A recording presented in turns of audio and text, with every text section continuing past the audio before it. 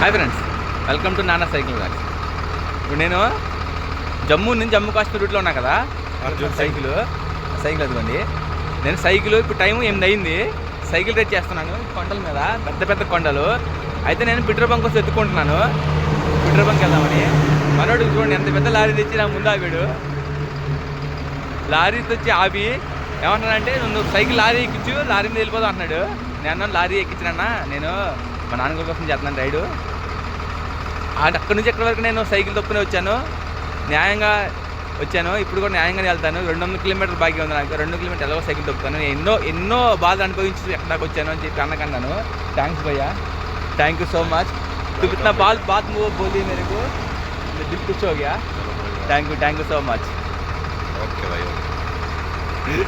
Please subscribe करो यार, भैया को भी सपोर्ट करो. ओके.